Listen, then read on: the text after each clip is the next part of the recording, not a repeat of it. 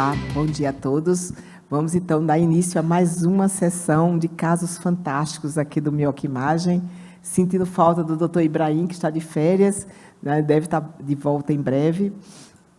Então, vamos iniciar o caso hoje. Hoje nós temos convidados especialíssimos, né? Estamos aqui com o Dr. Francisco Tomás, neurologista.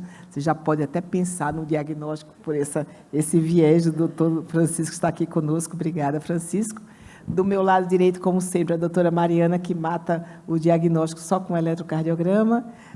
Do meu outro lado aqui, o doutor Paulo Salvador, que faz parte da diretoria já há algum tempo, e a doutora Líria Lima, que também é da diretoria já há algum tempo, que está aqui de volta.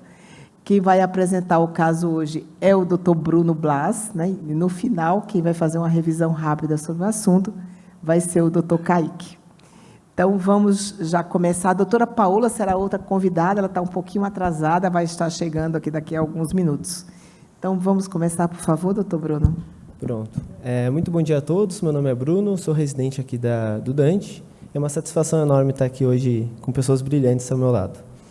Pessoal, hoje o caso é de uma paciente que já acompanha há um tempo, então, inicialmente aqui o que eu vou fazer é um panorama geral lá de agosto de 2020, que é quando ela passou a acompanhar conosco, até janeiro deste ano.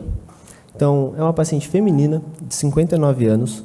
Essa paciente é ex-tabagista, carga tabágica de 40 maços ano, e uma história de um AVC isquêmico em novembro de 21.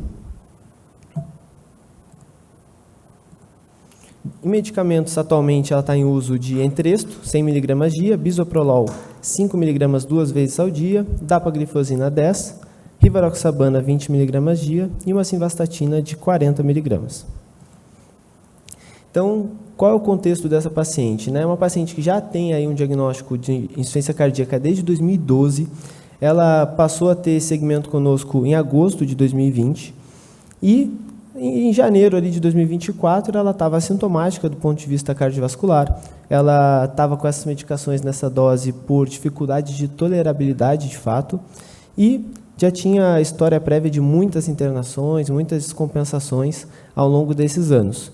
O exame físico, nesse momento, era normal, sem sinais de congestão. Aqui, nesse cenário de janeiro, a gente estava com uma investigação etiológica da seguinte forma. Tinha um eco de 2022, que tinha um ato esquerdo indexado de 40, tinha cavidades dilatadas, tinha um diâmetro diastólico de 70 e um sistólico de 61, septo e parede posterior normais de 8 e uma fração de ejeção de 25%, às custas de hipocinesia difusa. Uma disfunção diastólica grau 1, sem valvopatias importantes. Tinha um CAT externo de 2012, sem lesões obstrutivas e também visto uma hipocinesia difusa, um Holter também externo com ectopias ventriculares de 8%, e tinha chagas, demais sorologias negativas, tinha perfil de ferro, cálcio e CPK normais. Agora, pedi para a doutora Mariana comentar sobre o eletrocardiograma dessa paciente. Bom, boa tarde, mais uma vez, obrigada pelo convite. Estamos diante de uma mulher de meia idade com muito fator de risco cardiovascular, né? Mas é a primeira vez que eu recebo um eletro já vindo com um CAT sem lesão obstrutiva. Porque esse eletro aqui, com a história clínica dela, a primeira coisa que nos faz pensar é realmente em doença arterial coronariana pelo aspecto do eletro. Então, a gente está diante de um eletro com um ritmo sinusal. Eu imagino que a gente consegue ver aqui na parte inferior direita as medidas, só que essa frequência cardíaca dela, pela baixa voltagem do QRS aí, nas derivações frontais, ele não conseguiu nem fazer o cálculo adequado da frequência cardíaca, mas ela está com a frequência cardíaca normal. Então, ele tem um ritmo sinusal, ele tem um BAV de primeiro grau, tem um bloqueio interatrial, tem sobrecarga, já quando a gente olha V1 e V2, ele tem sobrecarga de átrio esquerdo e tem uma onda P que chama a atenção de V1, que até dá uma aumentada para V2, pensando até numa possibilidade de ter alguma coisa em átrio direito, mas com certeza uma miopatia atrial com sobrecarga de átrio esquerdo e bloqueio interatrial ela tem. Em relação ao QRS, por essa medida que ele está dando, está de 127, não sei se também está muito confiável, mas ele tem um QRS um pouco mais alargado, mas sem preencher critério de bloqueio de ramo. As custas, muito provavelmente, aí de fibrose e área eletricamente nativa. Então, ela tem uma baixa voltagem do nosso QRS nas no plano frontal, que é a QRS com a voltagem menor do que 5 milímetros em D1, D2 e D3, mas ele está todo fragmentado. Nas derivações aqui do plano, nas precordiais, a gente tem uma progressão lenta, tem um QRS um pouco mais alargado, também está um pouco fragmentado a partir de V3, em V5 e V6, com alteração de repolarização em parede inferolateral. Então, ritmo sinusal, sobrecarga de átrio esquerdo, bloqueio AV de primeiro grau, bloqueio interatrial, QRS fragmentado, pensando em área eletricamente inativa, e talvez o QRS de 120, pensando em fibrose. Agora que eu percebi, no primeiro complexo lá do D2 longo, existe um batimento diferente que a gente pode dizer que tem uma origem ventricular. Como a gente não vê nem o começo do QRS, não dá para dizer que é uma supracoaberrância ou alguma coisa de extrasístole ou escape ventricular, mas tem aparentemente origem ventricular nessa paciente. Tem alguma hipótese diagnóstica nesse momento? Já afastamos DAC, tem uma paciente com IC, sem aumento de espessura de parede. Pensando em questão de insuficiência, essa insuficiência, uma dilatação, então uma miocardiopatia dilatada, existem algumas, não tem absolutamente nada específico quando a gente fala em relação ao eletrocardiograma, mas existem alguns sinais que colocam algumas possibilidades. Bloqueios atrioventriculares, baixa voltagem, QRS, alterações de repolarização. O que ela não tem aqui, o QRS alargado de bloqueio de ramo, não faz morfologia, mas pode ser, e a baixa voltagem. Então, a baixa voltagem é o que a gente pensa aqui nas derivações precordiais, a gente sempre tem que pensar, né? De fora para dentro. Alguma coisa de TSH, de pneumotórax, pericárdio e depois até a baixa voltagem por própria fibrose muscular, que também dá baixa voltagem. Lembrando que esse aspecto de baixa voltagem, de bloqueios atrioventriculares, de sobrecargas atriais, pseudo aí, que talvez áreas eletricamente inativas, é uma possibilidade até de amiloidose, para pacientes, inclusive, mais velhos também. Então, talvez pensar nessa possibilidade também. Mas ela não tem aumento de espessura. Marina, você pensar em cardiomiopatia ritmogênica de ventrículo esquerdo por essa baixa voltagem? Qualquer fibrose, né, que acometa, a gente pode ter baixa voltagem. Sim, eu acho que pode ser, aí a gente fica mais ou menos, não sabe se é a causa ou a consequência, né? Se é uma possível lesão que deu baixa voltagem e mais arritmia ou ao contrário. Mas sempre é uma possibilidade, sim. Pronto, então, diante do que nós temos aqui a nível ambulatorial ainda, a gente pode ter algumas hipóteses por enquanto, e aí, basicamente, a gente pensaria talvez miocardite, taquicardiomiopatia, cardiopatia isquêmica, ou então uma miocardiopatia dilatada idiopática. Doutor Vitor, o que você pensa?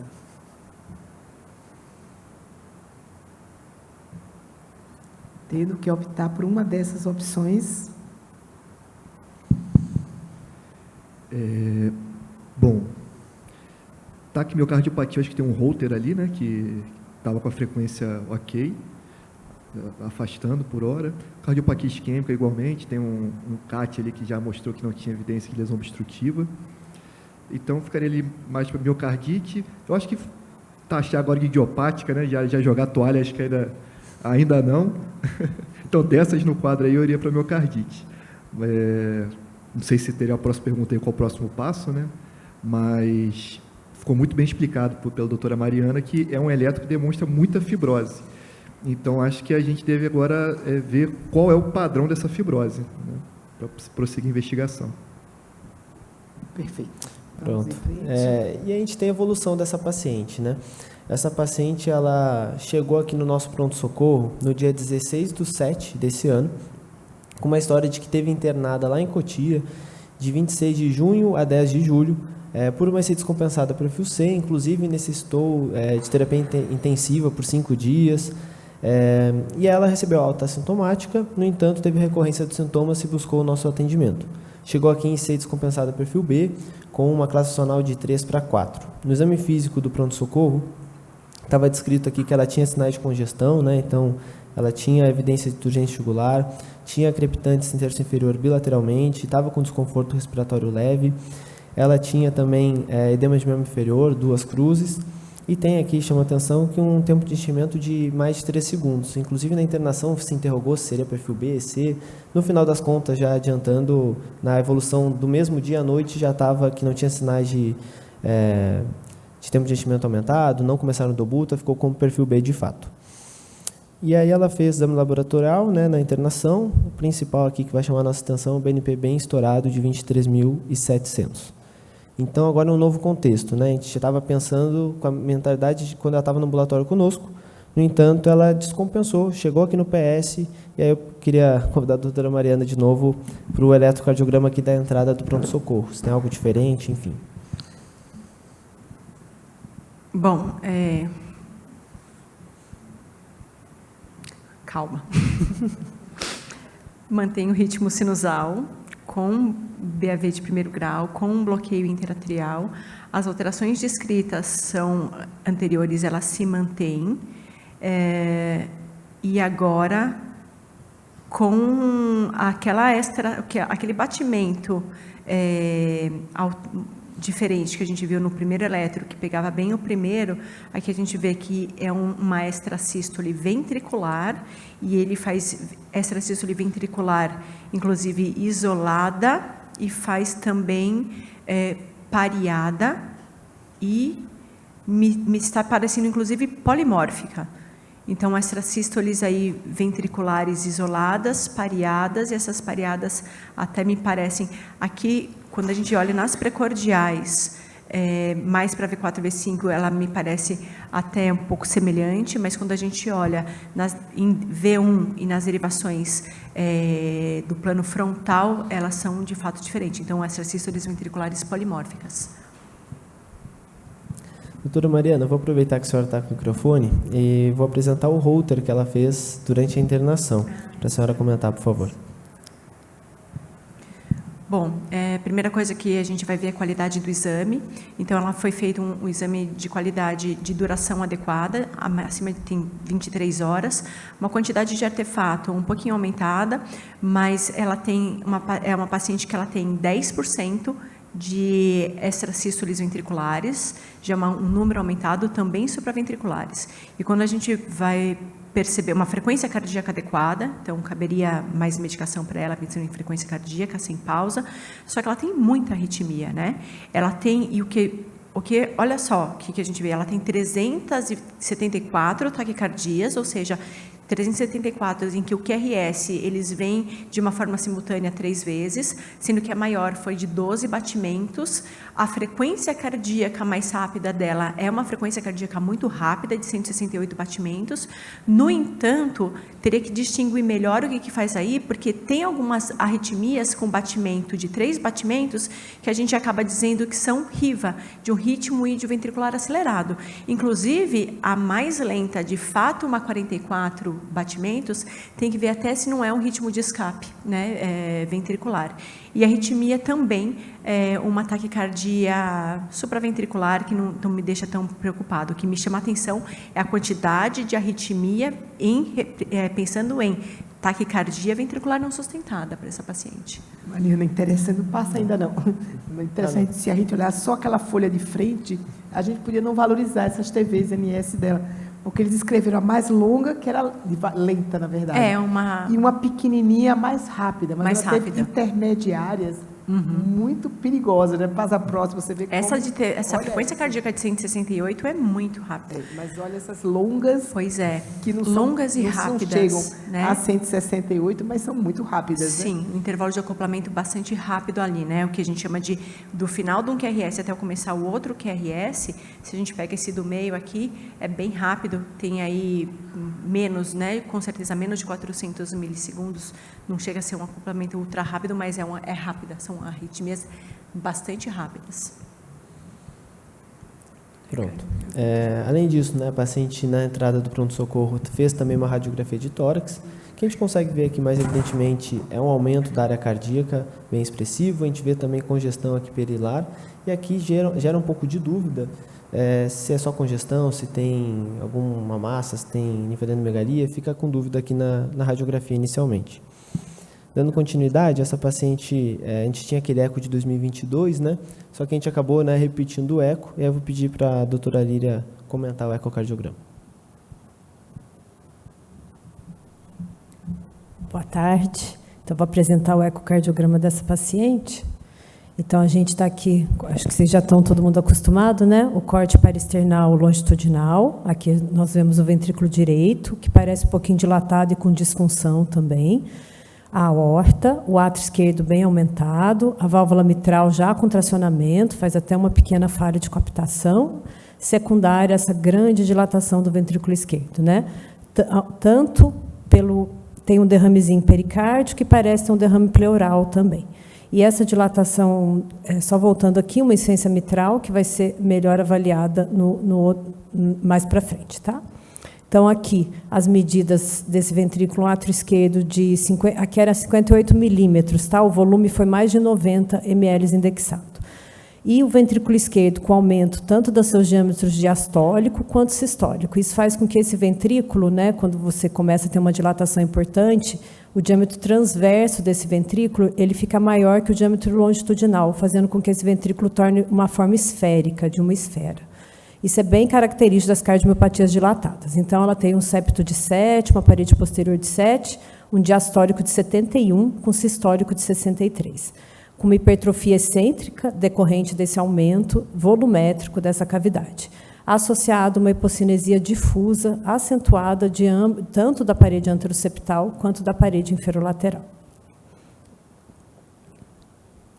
Aqui o eixo curto, para a gente fazer uma avaliação segmentar, né, das paredes, é observado tanto aqui no plano mais basal, né, médio e apical, uma hipocinesia de todos os segmentos desse ventrículo, de um grau bem acentuado, e um derramezinho pericárdico pequeno.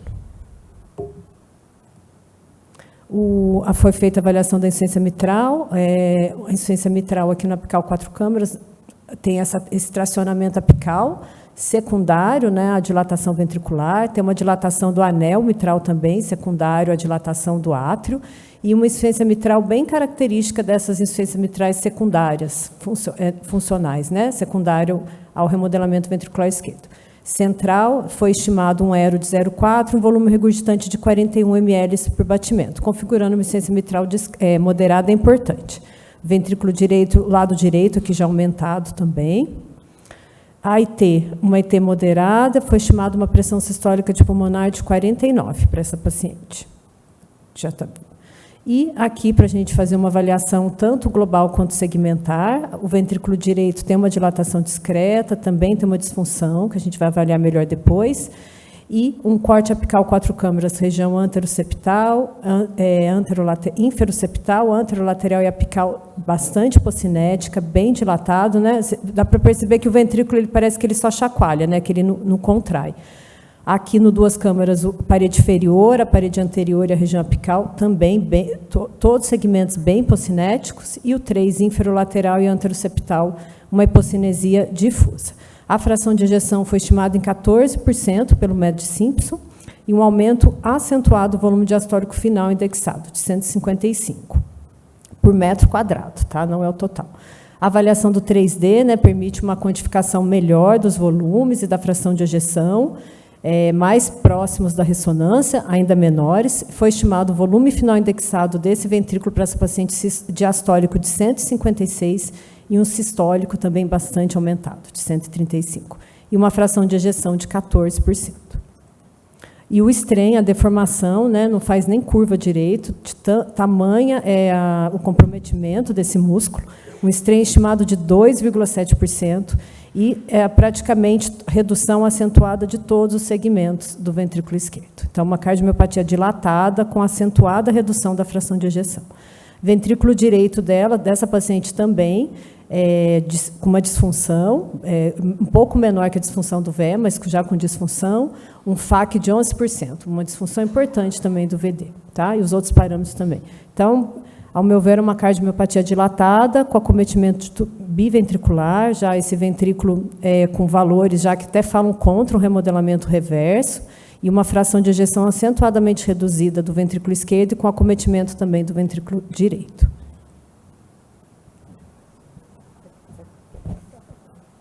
Não havia afilamento em região basal, não é, Líria? Tudo afilado. Ok. Doutor, a gente colocou um comparativo, então, do nosso eco lá de 2022 com esse que ela fez aqui na internação. Se a senhora quiser comentar algo sobre isso, a senhora já comentou esse novo, né? De 2022, ela tinha um átrio um pouco menor, né, pelo diâmetro anteroposterior e volumétrico também, então ela dilatou bastante esse átrio, provavelmente ela piorou a função diastólica, piorou essa insuficiência mitral pelo tracionamento, né? Aumentou a hipertrofia do ventrículo, pelo provável maior dilatação também, e o diâmetro diastólico e sistólico, apesar de parecidos, eu acredito que a gente tem que avaliar mais os volumes, o volume diastólico final indexado e o volume sistólico final, para a gente ter essa noção dessa piora, que se traduziu, né? Uma redução já era importante, mas a fração de ejeção foi para 14%, ou seja, esse ventrículo ele piorou essa dilatação, ele teve um remodelamento reverso pior, né? A insuficiência mitral era discreta, a gente vê que agora é moderada, é importante, secundária, esse tracionamento, esse deslocamento dos músculos papilares pela dilatação ventricular esquerda, e também, consequência disso, aumentou até a PSAP, que era 21, foi para 49. Né? Então, é uma paciente que mostrou uma evolução progressiva dessa cardiomiopatia dilatada mesmo, acentuou mais ainda a dilatação, principalmente às custas dos volumes, que é isso que a gente sempre tem que valorizar mesmo, os volumes do ventrículo. Tá? E diante do que nós temos agora, considerando essa nossa paciente depois de todos esses exames, qual seria a principal hipótese nesse momento? Miocardite, taquicardiomiopatia, cardiopatia isquêmica ou alguma outra hipótese, tendo que falar qual? Doutor Pedro, quer comentar?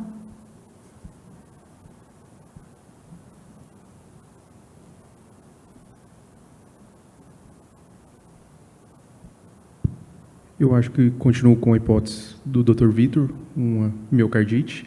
Tem uma hipodifusa, com fração de ejeção bem reduzida, e não tem aumento de septo, não tem aumento de parede posterior.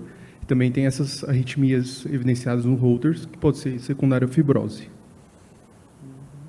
Perfeito. Temos alguma coisa diferente aqui, que é o bloqueio AV de primeiro grau, não é tão comum, seria Chagas, mas já foi afastada por sorologia, e essa arritmia ventricular de alta densidade, mas uma paciente estava descompensado quando fez o ecocardiograma, né? Vamos em frente. E aí, diante das nossas hipóteses, a gente pergunta qual seria o próximo exame, né? A ressonância, Samira. Prosseguir com a investigação de DAC, PET scan ou então teste genético. Você queria agora. Bom, eu acho que na história alguns dados seriam importantes, se ela tinha na antecedentes familiares com esse quadro, quando ela começou, se foi pós-gravidez ou não, para a gente poder identificar uma miocardite ou não. Então, assim, alguns dados da história que são muito importantes para até nortear a nossa hipótese diagnóstica. Mas, em relação ao quadro que a gente tem agora, eu pediria... Na verdade, a ressonância, eu acho que ela vai nos dar o grau de fibrose, que tem uma miocardiopatia já dilatada, com bastante fibrose. Então, assim, em relação ao diagnóstico, eu acho que ela não vai acrescentar muito, mais a prognóstico, né? Então, talvez um teste genético para eu saber qual seria a etiologia. Mas, assim, a ressonância seria o próximo passo. Você queria os dois, ressonância e teste. E um teste para dar uma olhadinha. Não queria PET scan, né? Tá bom. O Paulo está querendo saber se você quer ressonância com DIP ou sem. Ah, sei, porque tem aquele CAT e o aspecto não me lembra coronariano. Sei. Pronto, então, como o povo pediu, a gente atendeu. Pedi para o Dr. Paulo comentar sobre a ressonância.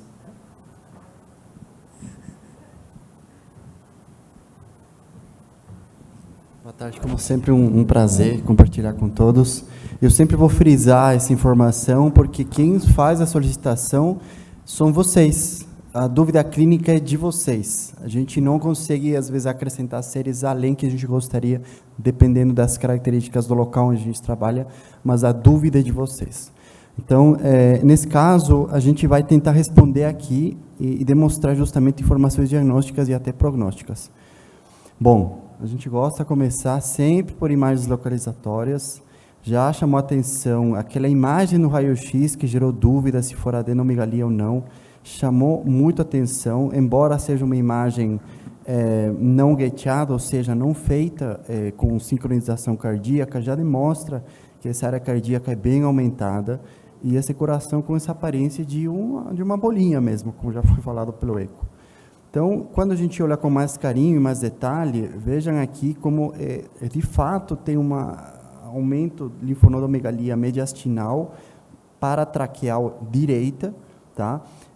São imagens, como eu falei, estáticas, não foi feito um estudo característico para avaliar essas imagens de linfonodos, foi baseado mais para análise do coração, mas esse achado chamou muito a atenção, que inclusive foi citado no laudo desse paciente, embora não tenha sido caracterizado. A gente começou aqui com imagens localizatórias, são planos que nem sempre são verdadeiros, vocês veem que aqui fica um pouquinho a aorta, mas já chama a atenção essa alteração de contratilidade do ventrículo esquerdo e ventrículo direito. Vejam como tem, inclusive, um movimento da porção apical que é muito compatível com esse distúrbio de condução. Então, aqui já dá para ver um certo grau de sincronia, mas, com certeza, a fração de ejeção reduzida vem à custa de uma hipocinesia difusa, certo? Vejam o acometimento do átrio esquerdo e também do ventrículo direito. Tem um discreto derrame pericárdico laminar, tá? No eixo longo, 3 câmeras, no plano mitral, além de enxergarem esse refluxo secundário, a gente vê que não tem valvulopatia significativa, como já descrito no eco. Então, por enquanto, temos um fenótipo de uma miocardiopatia dilatada, hipodifusa, sinais de dissincronia com aumento biventricular. O cálculo de fração de ejeção é feito nessa sequência aqui, uma imagem, um fatiamento da porção apical até a base, no qual a gente consegue realizar a volumetria e a diferença de volumes entre sístole e diástole. A gente aproveita para ver alguns outros achados e observar com mais detalhe se tem alguma alteração segmentar. Infelizmente, tem um certo tipo de artefato aqui, mas chama um pouquinho mais atenção essa contratilidade no inferolateral basal. Vamos analisar com mais detalhe, mas em todo caso, a gente vê que o miocárdio difusamente diminuído, não é um afilamento clássico, pensando em algumas patologias, ele não tem um afilamento nas paredes, realmente não chama atenção, além dos detalhes já citados.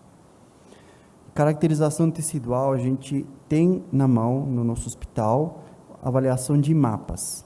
É uma avaliação quantitativa, a gente consegue entender o que está acontecendo no interstício desse miocárdio.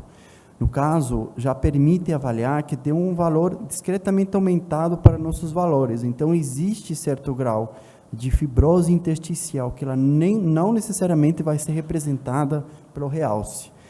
O fato de estar aumentado já afasta também várias possibilidades diagnósticas que costumam ter um fenótipo dilatado, porém, com o mapa T1 baixo. Tá? Estou citando alguma entre elas, embora a análise seja feita com a junção de várias informações, mas valores baixos a gente enxerga em cardiomiopatia metabólica, hemocromatose, inclusive doença de Fabry, que não cabe a caso, mas entenda como essa caracterização tecidual já engloba algumas possibilidades também em contra.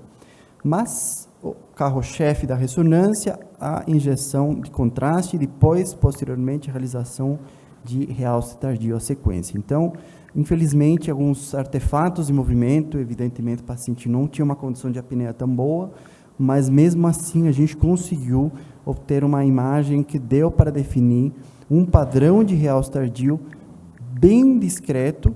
Vou mostrar para vocês em eixo longo, mas prestem atenção nessa imagem inferolateral. É uma imagem que brilha nos nossos olhos, um realce tardio que inclusive chama a atenção aqui de ser um foco transmural que acompanhava essa alteração segmentar. Então, a gente pensa, esse realce tardio tão focal não vai justificar o grau de acometimento desse miocárdio. Então, isso já faz pensar que esse não seja o fator essencial.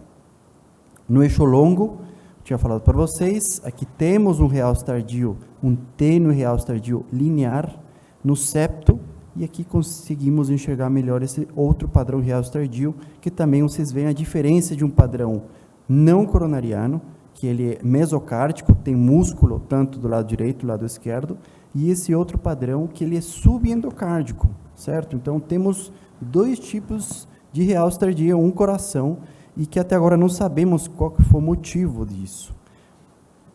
Importante lembrar que tem sequências que conseguem demonstrar inflamação na ressonância. Esse exame não foi feito, essa sequência que ajuda a entender se essas alterações de realce tardio tinham ou não um componente inflamatório. Lembrando que tem sequências que a gente consegue visualizar, certo? E tem sequências que conseguimos quantificar, que é o mapa T2. As sequências de triplo, SPER, olhar e mapa T2 quantificar. Infelizmente, não conseguimos saber se tinha algum componente inflamatório. Então, diante desse aspecto de apresentação fenotípica da ressonância magnética, com remodelamento biventricular e com realce tardio duplo, né, tinha um padrão focal e tinha um padrão não coronariano, vem muitas hipóteses diagnósticas, certo? A gente conseguiu afastar algumas outras, mas esse realce tardio focal, tranquilamente pode ser visto em infartos, inclusive embólicos. Não foram justificados por lesões obstrutivas, mas certamente tem que fazer pensar em outros diagnósticos. Nova diretriz, lembrando que pelo aspecto de realce, inclusive, não consegue afastar doenças de etiologia genética. E mais ainda, cicatrizes de miocardites prévias, mesmo sem edema, podem deixar uma cicatriz e causar um remodelamento adverso, porque a gente simplesmente capturou uma imagem depois do tempo cometido desse processo inflamatório. Focado no miocárdio. Agora, focado na avaliação dos nódulos, lembrando que a gente sempre tem que pensar, não pode passar batido essa informação, podem ser um componente inflamatório, um componente infeccioso, até um componente neoplásico. Então, a gente não deve negligenciar essas informações, a gente precisa entender se esse acometimento dos gânglios tem a ver com o acometimento cardíaco, é a coexistência de duas doenças, ou todo pode ser explicado com uma. Então, sempre lembrar das famosas 4T, certo? Mas sempre atenção a exames que permitem a avaliação melhor desses linfonodos. A tomografia sem contraste, um exame inicial, que ela permite o fato, primeiro, não foi a imagem, não foi? Vou fazer uma análise aqui sem imagem, tá? Mas a tomografia sem contraste é muito importante, porque permite, primeiro, a delimitação dos linfonodos, o tamanho deles, a quantidade, a distribuição deles. Se tem características benignas ou malignas, pontos de classificação, se tem um halo, se tem um núcleo com alguma morfologia diferente, e, sobretudo, inclusive, dependendo da localização, para guiar uma biópsia, certo? Então, esse planejamento é muito útil também pela tomografia. Muito embora, a doutora Paula já está olhando para mim, a gente não, pela tomografia sem contraste, a gente não consegue demonstrar a inflamação. Então, uma coisa é uma avaliação anatômica, localizatória, mas esse componente de caracterizar o nódulo a gente não consegue e precisa, obviamente, de outros métodos. Lembrando que na sarcoidose, o aspecto dos linfonodos é importante, mas também tem acometimento no parênquima pulmonar. No presente estudo não tinha nada que chama atenção no parênquima, mas se a gente for juntar as possibilidades, temos dois tipos de padrões de realce tardio. Temos linfonodomegalia e, como não foi feito sequências de edema, não tinha como ser descartada a hipótese de sarcoidose. Muito embora pode ter sido também uma miocardite antiga que deixou uma sequela. Então, o papel da ressonância é afastar algumas hipóteses, mas também consegue colocar umas hipóteses diagnósticas para guiar os novos procedimentos e as novas investigações. Normalmente, quando a gente tem dois padrões de realce, a gente não pensa tanto em miocardite, né? Dois padrões de realce, a gente já pensa mais em algumas coisas. Exatamente. Vamos em frente? Então, diante do que o Dr. Paulo comentou, a gente volta, né, à nossa pergunta, que foi o que a gente ficou fazendo durante toda a internação da paciente, né, pensando o que a paciente tem. E a gente volta. Miocardite? Miocardiopatia chagásica, talvez? Cardiopatia isquêmica ou alguma outra hipótese? Eu vou perguntar agora à doutora Andrea Chaves, que está lá em Recife, nos assistindo online. Andrea, você quer dar sua opinião, por favor? Vamos ver se ela consegue conectar. Conectada. Eu sabia que eu não ia escapar dessa, né, Dileide? Aham. Bom, agora com tudo isso explicado, eu não sei se numa realidade, aqui a gente consegue ter um painel genético dentro do nosso ambulatório, mas numa realidade do dia a dia de paciente privado, com essas hipóteses, com esse linfonodo, com esse padrão inflamatório, com esse padrão duplo de realce na ressonância, na idade da paciente, mesmo tendo sido afastado a questão pulmonar, como foi dito aí, a gente não pode realmente excluir a sarcoidose cardíaca, e para isso precisaria do PET scan para poder, com FDG, né, para poder afastar. Eu tenho até um caso de uma paciente com sarcoidose cardíaca pura, mas eu não sei também em relação, porque não foi mostrado exatamente o padrão da tomografia pulmonar, se também chegaram a fazer biópsia desses linfonodos, para ver se teria essa reação.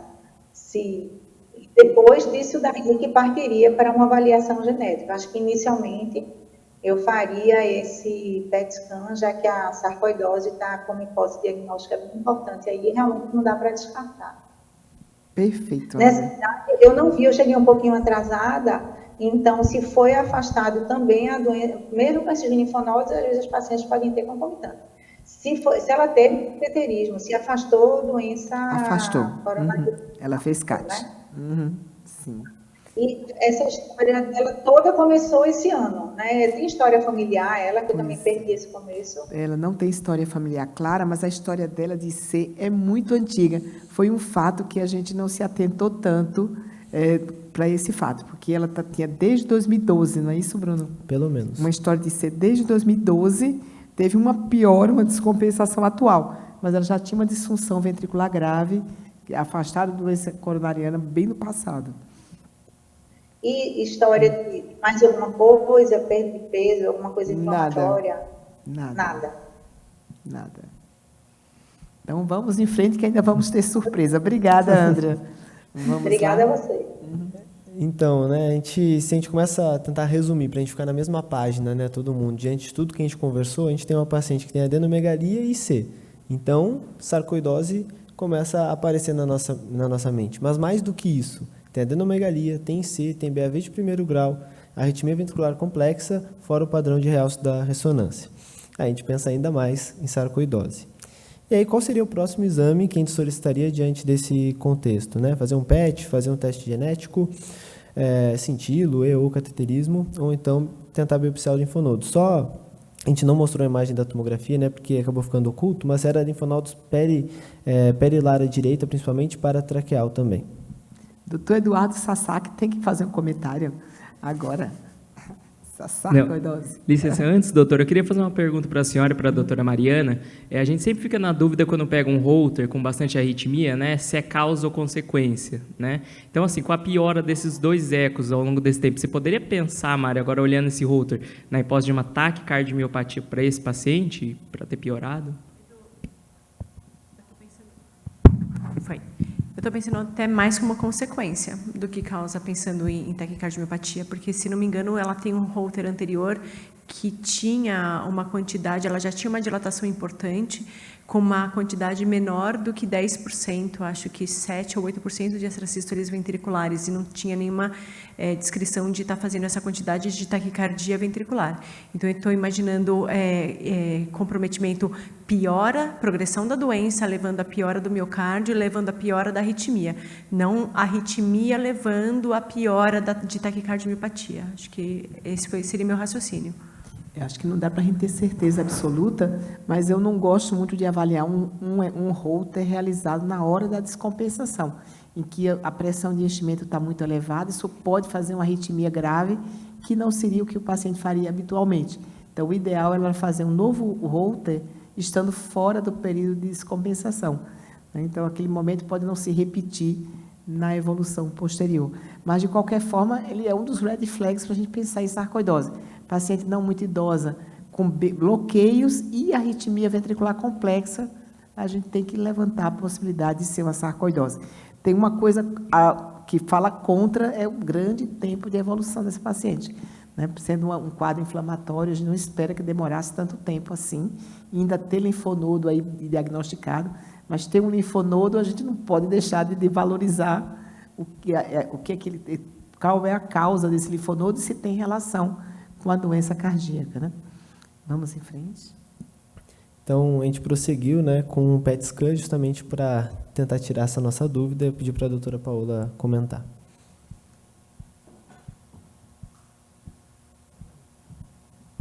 Bom, não sei se foi coincidência ou não, porque, na verdade, eu fiquei sabendo do caso recente. Hoje, até na aula do mestrado, eu mostrei alguns casos, né, sobre o uso do PET-CT aí em cardiologia. E, assim, deixa eu ver aqui se eu consigo passar aqui, né? Tá.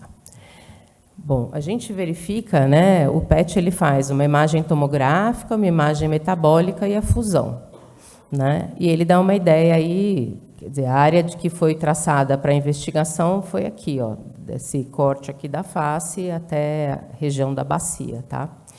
E já nesta primeira imagem aqui, quando a gente olha, a gente percebe múltiplas áreas de aumento do metabolismo. Ah, essa primeira imagem aqui, tá. Então, nessa imagem aqui, primeiro é uma análise basicamente da tomografia, tá? Mais voltada aqui para a janela de avaliar linfonodos. E realmente ela tem, aqui nessa imagem da tomo, vários linfonodos aumentados mais do lado direito, aqui, supraclavicular, mas aqui principalmente paratraqueal, né? De ambos os lados, né? Aqui eu consigo ver também do lado esquerdo, mas do lado esquerdo são bem aumentados. Aí eu vou ver se eles são inflamatórios, né? Então, aí eu vou olhar primeiro essa imagem aqui, que é onde a área de interesse, né? E a gente vê um conglomerado aqui, né, de linfonodos com atividade metabólica, né, intensa, principalmente, como eu falei, nesse paratraqueal do lado direito, supraclavicular, né? Mas é bem evidente. E ainda outros pontos, né? Que a gente consegue ver aqui como chama, parahilar hepático, tá? Que dá para ver bem, é um ponto de captação intenso. E aqui no hilo pulmonar também. Além disso, o pulmão é um pulmão bem trabalhado, né? Com áreas aí de vidro fosco, um pulmãozinho bem, com um padrão aí bem inflamatório, sequelar já, tá?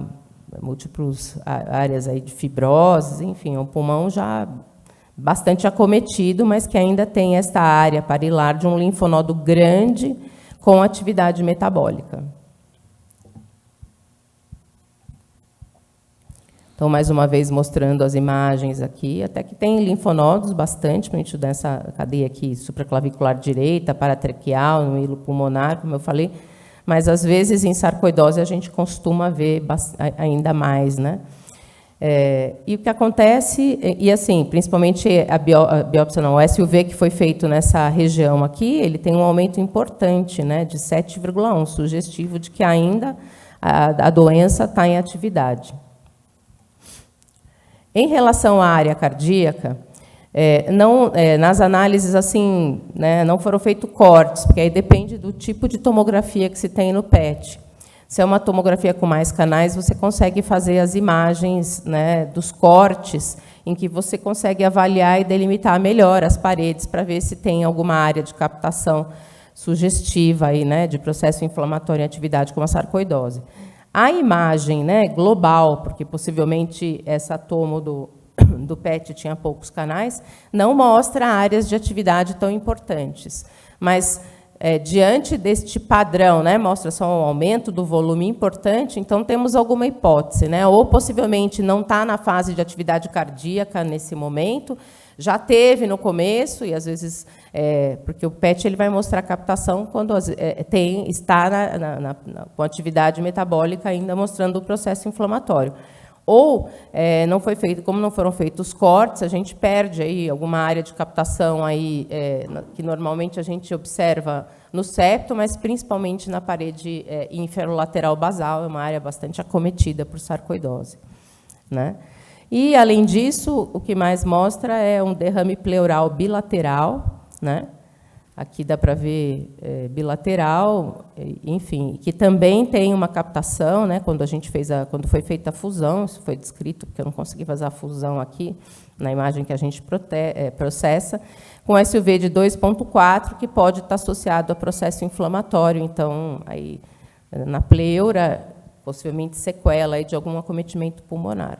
Então, como impressão diagnóstica, tem atividade metabólica aí nos linfonodos, né, com linfonodos aumentados, né, nas cadeias supraclaviculares direita, paratraqueal superior bilateral, paratraqueal inferior direita, que é essa que forma o conglomerado que tem a maior captação aí, né, área ainda do hilo pulmonar e do hilo hepático, tá? E essa cadeia que tem esse maior conglomerado tem um SUV, né, uma medida aí de atividade metabólica bastante elevada para processo inflamatório, de 7,1. Na área cardíaca, a gente não conseguiu avaliar processo em atividade, mas, diante de todo esse padrão dos linfonodos, eu acho que a gente não pode pensar em outra coisa. Tá? Se for fazer a biópsia, a gente consegue até sugerir e delimitar, não sei se a Adelaide conseguiu colocar, eu tinha colocado uma imagenzinha aqui, foi feita a biópsia. Nesse supraclavicular é bem tranquilo de acesso, né? Então, a gente até delimita a área de melhor acesso aí para a biópsia. Nesse momento, não está em atividade metabólica na área cardíaca por essas imagens. Às vezes, fazendo os cortes, a gente poderia observar. Mas, diante dessa linfomegalia e do padrão, eu consideraria fortemente aí a hipótese de sarcoidose. Mas eu não conheço o caso, só vi o PET, né? Então, pode ser que seja inadequada essa interpretação. Você só conseguiu observar a captação nos gânglios, né? Biopsiamos o gânglio. Vamos ver o que a gente vai achar. Então, né, nesse momento, a gente fez a biópsia de linfonodo. E basicamente, o resultado que veio, vocês vão ver aqui, que foi compatível com linfoma de Hodgkin, subtipo esclerose nodular. Então, aqui a gente acabou até quebrando a cara, basicamente, né? Não era bem o que a gente estava esperando. A gente tinha certeza que era sarcoidose. Eduardo ficou sugerindo aqui a gente que era sarcoidose. Foi. Pega o microfone, Paula. Neoplasia, a gente observa, às vezes, um SUV até maior. Tudo bem que o 7,1 achei que foi elevado, né? Mas, às vezes, por esse tempo de evolução, né? Mas, assim, tem bastante captação aí, óbvio, poderia ser um linfoma, assim, interessante. Na área cardíaca não tem nada mesmo, não estava em atividade, mas possivelmente talvez não tenha acometimento e a disfunção seja de outra etiologia. Bom, e nesse momento vocês devem estar até pensando, né? Bom, o que o Dr. Francisco, que é neurologista, está fazendo aqui, né? A evolução do quadro. A paciente acabou evoluindo aqui na enfermaria com quadro convulsional agudo, não tinha sinais neurológicos focais, mas diante disso a gente solicitou avaliação neurológica e eu vou pedir que o Dr. Francisco dê o comentário dele, por favor. Pode ir lá. Depois.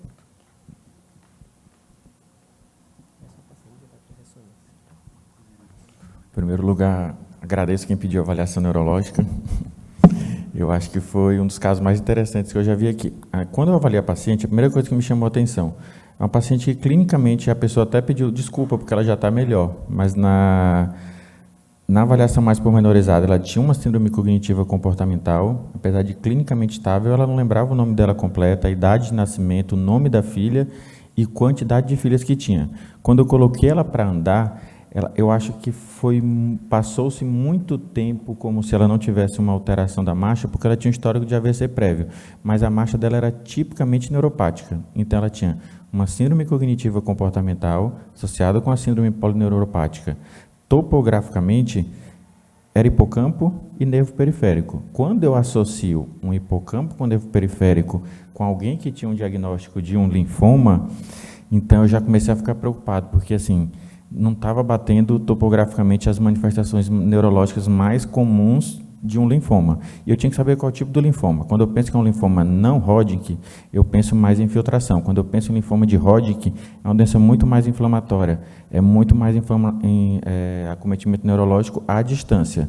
Então, se for direto, era pelo linfoma de Hodgkin que ela tem, seria uma compressão, uma infiltração epidural na região cervical, que não bate com o quadro dela. E se fosse à distância, poderia ser das manifestações do sistema nervoso central. Uma vasculopatia inflamatória primária, o AVC dela pode até ter sido por uma vasculopatia inflamatória, mas ela tinha um fator cardioembólico. E quando eu olhei a tomografia, estava laudada só como AVC.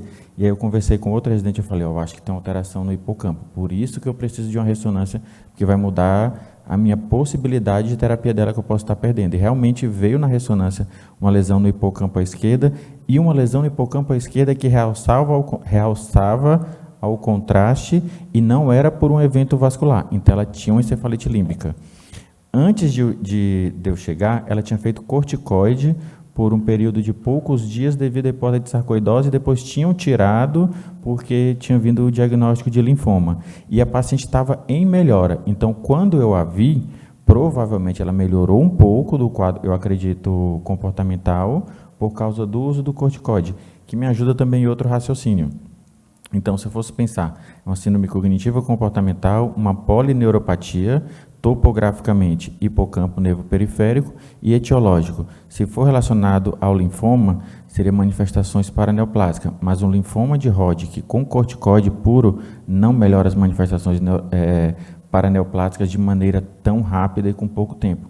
Então, era uma doença inflamatória. Então, para mim, estava mais fortalecido uma sarcoidose com uma manifestação cardiológica prévia, evoluindo com um quadro inflamatório, provocando uma alteração linfomatosa, que o mais comum é o linfoma de Hodgkin e não Hodgkin, e existe uma entidade chamada de síndrome de sarcoidose linfóide, ou um linfoma sarcoide, que é uma coexistência das duas alterações, e isso não é tão comum, mas da parte neurológica a gente vê muito. Por quê? Porque a gente vê pacientes, às vezes, com síndrome de Sjögren, que evolui com neuropatia periférica. Esses pacientes são predispostos a desenvolver uma sarcoidose em conjunto, e a sarcoidose, durante muitos anos, pode predispor a um caso de linfoma. Então, eu fiquei incomodado. Por quê? Porque, para mim, era uma manifestação neurológica muito mais de uma sarcoidose. Eu falei, eu tenho que conversar com quem está vendo o coração, porque eu tenho que ver qual a impressão do coração. O PET ajuda muito a gente, porque dá para diferenciar, dá para ter essa impressão clínica, não é específico, mas quem vê muitos casos fica com a impressão de ser mais sarcoidose ou se é linfoma, porque é relativamente comum essa associação e essa dúvida, porque quando você vai fazer a biópsia, você vê que é um processo granulomatoso. E das características para diagnosticar a sarcoidose, você tem que ter um quadro clínico compatível, um histopatológico compatível e excluir todas as outras causas. Quando vem uma outra causa, gera toda essa dúvida. Então, eu fiquei com essa impressão. Aí você pode me falar, mas Francisco, não vai adiantar de nada, porque você vai tratar a causa base e depois ver o que sobra. Mas ela tem uma cardiopatia importante, ela tem 15% de fração de ejeção. Então, qual é a minha preocupação? O tratamento do linfoma de Hodgkin tem uma droga dos antracíclicos que é cardiotóxica importante, você não sabe mais do que eu. Então, assim, como que eu vou dar um tratamento de primeira linha para ela se vai afundar mais ela? Mas se eu puder usar, por exemplo, uma pulsoterapia para melhorar um pouco do coração e dar um suporte para ela tratar depois a parte hematológica, vai ser ótimo, pode ser o que vai mudar a vida dela.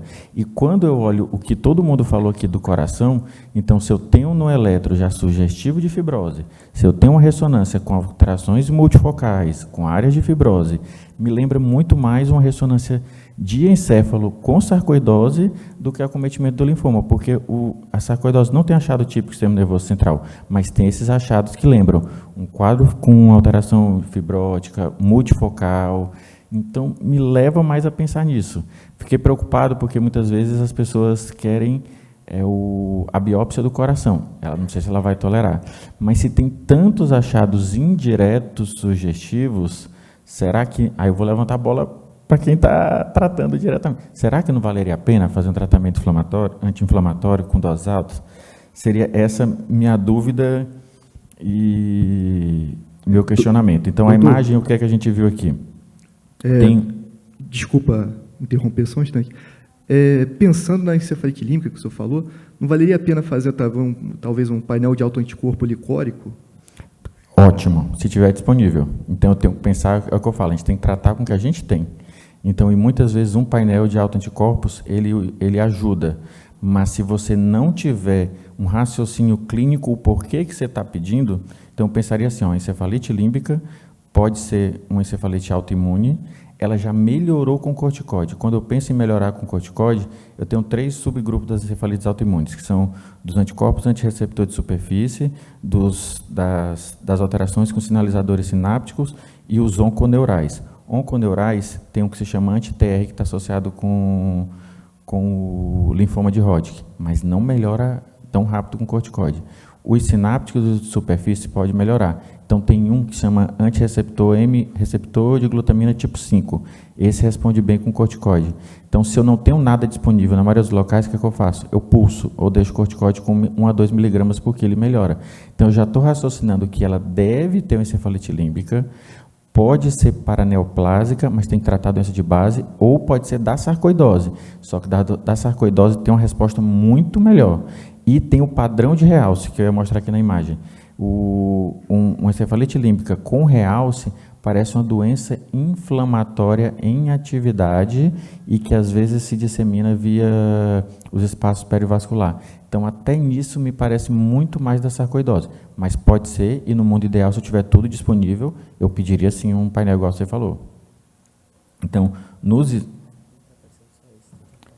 tá bom. Oh, desculpa. Tá aqui, ó. Então, o que ela tinha de exame de imagem? Ela tinha essa alteração aqui no FLAIR-T2, que é do AVC anterior, e ela tinha essa alteração. A gente vê, ó, que vai pegando um território de distribuição arterial, mas do outro lado, ela tem uma alteração que pega a região do hipocampo. Isso não é comum de vir isoladamente com uma alteração vascular. Então, me deixou preocupado. Quando eu jogo o contraste, quer dizer, quando eu vou fazer a fase angiográfica, eu percebo que realça um pouquinho ao contraste. Quando eu vou pegar a difusão, que a gente utiliza para AVC de fase aguda, que na verdade o que é a difusão? A sequência onde a gente vai ver se há uma área de isquemia que leva a uma lesão da bomba de sódio e potássio ATPase e provoca restrição à difusão das moléculas de água. Então a gente utiliza para verificar se realmente o paciente teve um AVC. Então a gente vê que na região do cérebro inteiro ela não teve AVC. Então aquela lesão não foi vascular isquêmica. A angio não tem sinais de um acometimento de obstrução arterial. E se eu ainda ficar em dúvida se for uma vasculopatia inflamatória, eu posso utilizar a sequência de SWI, que também não tinha alteração. Então, não parecia uma isquemia por um acometimento aterosclerótico da doença de base dela, não parecia cardioembólico, não parecia uma vasculopatia inflamatória, então tinha uma lesão no hipocampo, que era acometido com hipersinal com realce ao contraste.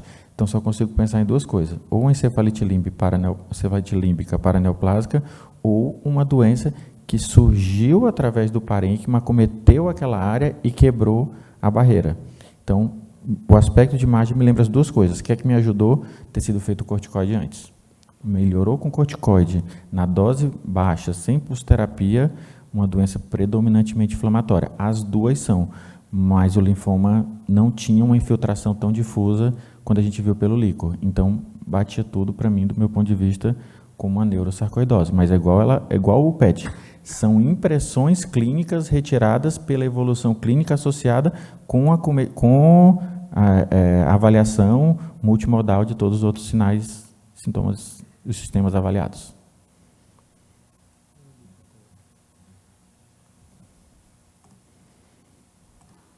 E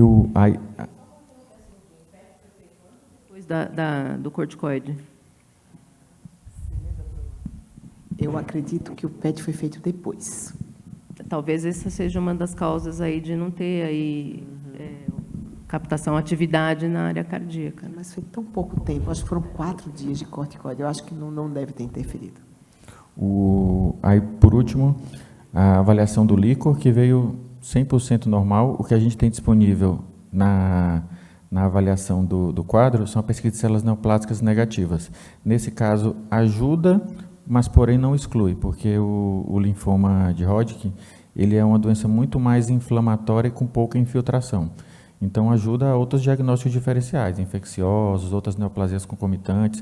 O que a gente pode avaliar nesses casos, que foi pedido, A presença de bandas oligoclonais, que favorecem uma doença imunomediada, tanto no sentido de um quadro paraneoplásico como inflamatória, como a neurosarcoidose, e a imunofenotipagem, que também auxilia bastante. Em alguns casos a gente vê, não é tão comum, mas a gente tem que pensar assim, se dentro do linfonodo, o linfoma de Hodgkin, muitas vezes tem uma porcentagem pequena de células vagando por dentro do espaço subaracnoide, não é o padrão ouro para investigar. A gente recorre muito ao PET e a impressão clínica de alguém que conhece o PET. Perfeito. Obrigado. De qualquer forma, não encontramos granuloma não caseoso, a gente não pode fechar diagnóstico de sarcoidose aqui sem a presença do granuloma, né? E a gente biopsiou um órgão acometido, que foi o gânglio, né, o linfonodo. O que eu posso acrescentar nesses casos é que, assim, existe o raciocínio clássico da sarcoidose pulmonar, mas na neurosarcoidose é comum a gente encontrar manifestação neurológica como primária ou associada e não ter uma alteração pulmonar típica. Então, a gente fala que cerca de 5% da neurosarcoidose manifesta primeiro sistema nervoso central e menos de 30% dos casos vem com os achados típicos pulmonares associados com outro quadro sistêmico. Então, muitas vezes é difícil mesmo, é desafiador. A gente tem que recorrer a uma biópsia e tentar somar o que tem de positivo. Havia captação no cérebro? Você viu, Paula? Então, não foi feito... Você viu a área de interesse traçada? Normalmente, quando eu faço uma investigação para sarcoidose, né, assim, eu analisei, né, as imagens que tinham, depois de ter sido feito. Mas a primeira coisa é corpo inteiro, não pode deixar o cérebro de fora. Tá? E, assim, tem que pegar bem linfonodo, inclusive da bacia, então você tem que estender a área. A gente faz assim, tipo, daqui até faz tudo. E segundo, a gente tenta fazer os cortes, né? Porque até mostrei alguns exemplos de manhã. Você tem como fazer cortes das projeções, porque, por exemplo, a cintilografia miocárdica normal mostraria uma, se tivesse, já pode mostrar uma hipocaptação em algumas áreas, mas não mostra hiper. O PET, se tiver em atividade, mostra as áreas muito, né? Parece assim, ficam uns granulomas mesmo, umas salsichas assim, né? Assim, esse acometimento linfonodal é muito sugestivo, mas realmente a gente não achou nada na área cardíaca e no cérebro não foi analisado. Bom, então, chegando no nosso desfecho, né, a gente acabou, por enquanto, ficando, né, com hipótese de miocardiopatia dilatada idiopática, um linfoma de Hodgkin subtipo esclerose nodular. E assim, a nossa mente, né, como médico, a gente sempre tenta buscar várias coisas. Tudo seja explicado por um motivo só, né? Que existe o princípio da navalha de Ockham. Só que nem sempre vai ser isso, né? Então, por enquanto, a gente ficou aqui com 2 diagnósticos de fato.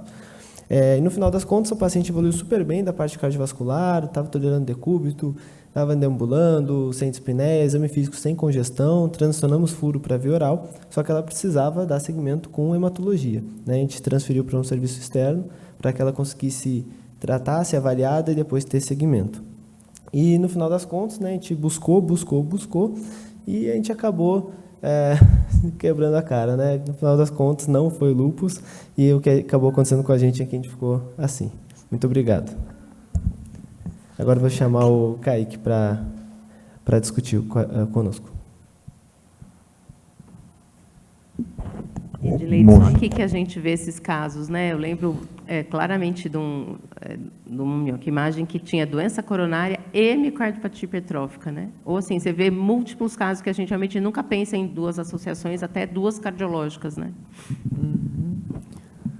Bom, gente, agora só aqui umas observações rápidas aqui no final, já que a gente teve esse caso interessante, levantou algumas dúvidas aí, né, sobre possíveis acometimentos cardíacos do linfoma. Procurando, foi possível achar aí alguns artigos interessantes, inclusive uma revisão de literatura aí falando de complicações aí cardiovasculares no linfoma de Hodgkin, tá? Então, retomando rapidamente aí sobre o linfoma de Hodgkin, é uma neoplasia, né, linfoproliferativa, definida pela multiplicação clonal de células com padrão morfológico e imunofenotípico peculiar, conhecidas como células de Ristenberg, tá? Derivadas aí da transformação maligna de linfócitos B. E o linfoma de Hodgkin, ele corresponde a aproximadamente 10% de todos os linfomas, ou seja, o predominante é o não-Hodgkin, né? A distribuição é etária bimodal, com o primeiro pico no final da adolescência e início da idade adulta jovem e segundo pico em idosos, tá? Ali em torno dos 60 anos de idade. Aqui embaixo só coloquei o estadiamento de Ann Arbor modificado, como vocês lembram, né? Então, para a gente estadiar, você pega uma cadeia linfonodal em um lado do diafragma, 2 ou mais do mesmo lado do diafragma, ambos os lados do diafragma, ou acometimento de tecido aí extra-linfonodal, tá? E aqui é sobre aquele artigo de revisão, é um artigo que fez um levantamento aí sobre publicação de artigos relacionados ao linfoma, desde a década de 60 até o ano de 2016, tá? E conseguiu aí demonstrar algumas coisas, né? Dentre elas, doença aterosclerótica e comprometimento valvar, sendo aí mais comuns em pacientes com linfoma de Hodgkin e relacionados com complicação de quimio-radioterapia, já vem um pouquinho mais para frente. O pericárdio ele se mantém aí como o principal sítio de metástase e pode se manifestar como derrame pericárdico, tá? Principalmente aí no linfoma de Hodgkin, inclusive o subtipo esclerose nodular. Além de pericardite constritiva ou tamponamento cardíaco. A gente pode ter também alteração no sistema de condução, sendo mais comum aí no linfoma não Hodgkin, e aí também apresentar diferentes tipos de amiloidose também. Um outro artigo bastante interessante é um artigo um pouquinho mais recente, que mostrava aí diagnósticos diferenciais de tumoração cardíaca, tá? Falando principalmente sobre o linfoma primário cardíaco, tem um comprometimento principalmente nas câmaras direitas, tá? Lógico, depois aí do comprometimento do pericárdio. Esse comprometimento aí das câmaras cardíacas é principalmente nos pacientes com linfoma não Hodgkin, tá? Para ser mais específico aí o difuso de grandes células B e em pacientes imunocomprometidos. Nos pacientes aí imunocompetentes, realmente o mais comum é o acometimento aí por disseminação, acometendo realmente o pericárdio, tá? Cerca aí até de 25% dos pacientes tem esse acometimento do pericárdio por disseminação. E outro dado interessante é que até 20% dos pacientes podem abrir com um quadro de IC aguda, tá? Sem outras manifestações aí sistêmicas no início da doença. E para fechar ainda sobre esse artigo falando de tumoração cardíaca, ele fala que esses pacientes que têm o acometimento do linfoma cardíaco primário, eles têm um prognóstico bastante reservado, sendo que a taxa de mortalidade atinge até 60% em 2 meses do início do diagnóstico, tá bom? E por último aí, as complicações tardias, tá? As tardias são principalmente relacionadas ao tratamento, né? E o tratamento basicamente consiste em radioterapia e quimioterapia, sendo aí a quimioterapia muito relacionada à antraciclina, tá? Antraciclinas aí muito conhecidas por sua cardiotoxicidade e um comprometimento tardio. Cerca desses pacientes que fazem o tratamento, né? Apresentam aí como consequência uma doença arterial coronariana, sendo que 2,2 a 7,6 vezes mais óbito do que os pacientes que não chegam nem a fazer esse tratamento. Além de cardiomiopatias, comprometimento valvar, pericardite e também no sistema de condução, como a gente já viu, tá? A doença aí, coronariana nesses pacientes chega a ser a terceira principal causa de morte nos pacientes por linfoma de Hodgkin, perdendo apenas para a recorrência da própria doença e por manifestação de neoplasia secundária, tá? Muitos desses pacientes, a posteriori, apresentam aí um quadro de leucemia aguda também. E para fechar, tá, gente, as considerações finais, da gente sempre lembrar de investigar aí a etiologia das miocardiopatias, correlacionar a alteração cardíaca com as manifestações sistêmicas e saber sempre os potenciais efeitos danosos aí do tratamento e das comorbidades associadas. Era isso que a gente tinha para passar para vocês hoje.